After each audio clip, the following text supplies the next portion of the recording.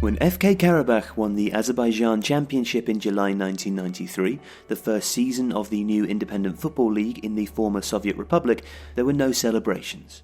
Days earlier, their hometown of Akhdam had fallen into the hands of occupying forces from neighbouring Armenia after a 5-year struggle, and the town's inhabitants fled east across the country to Azerbaijan's major cities. In the days that followed, the city was destroyed, razed to the ground by the Armenian army so that it could never again become the hub of Turkic culture that it had historically been. Qarabagh, meanwhile, became the nomads of Azerbaijani football, wandering from city to city, seeking fans and a home of their own. By 2001, they'd nowhere left to turn. Rudderless and broken, the club solemnly faced up to its fate and prepared to go to the war. And into that financial vacuum stepped a saviour. The country's autocratic president, former Communist Party chief Heydar Aliyev, decreed that the club was too valuable to the nation to be allowed to slide into oblivion, and arranged for Qarabagh to be bailed out by the state.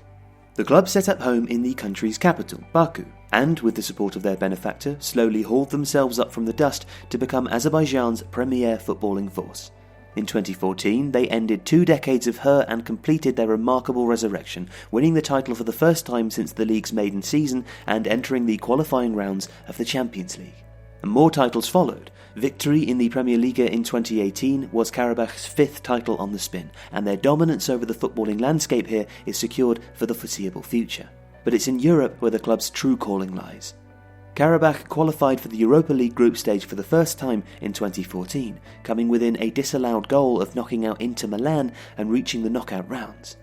2 more seasons in the continent's second competition followed before the club achieved their holy grail in 2017 and won a place in the group stages of the Champions League.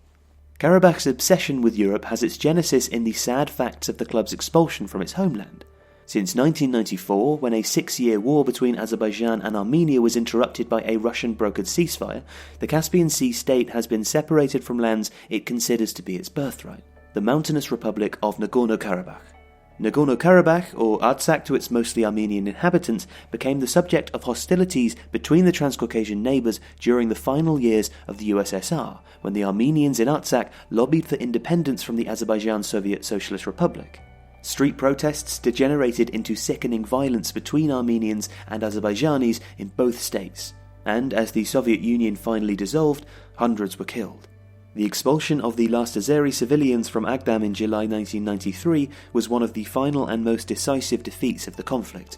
Within months, Baku had fully relinquished its control over Artsakh, ushering in a massive humanitarian crisis as refugees flooded east from the occupied territories.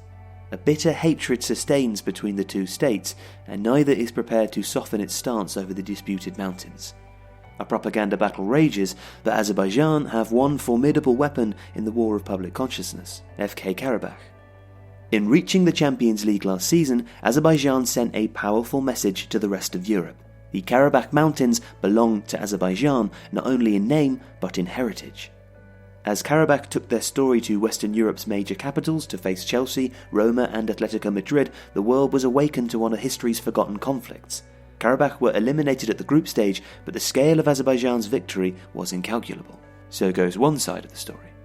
In Armenia, the picture is different. Mountainous Qarabagh is the historical home of hundreds of thousands of native Armenians.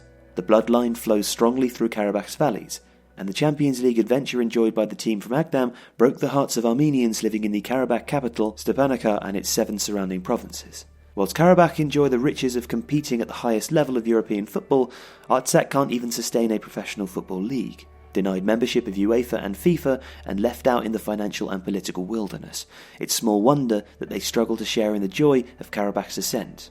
The bitterness between Azerbaijan and Armenia shows no signs of going away anytime soon. Now, Qarabagh find themselves back in Europe, this time in the Europa League. Tonight, they're back in London to face Arsenal.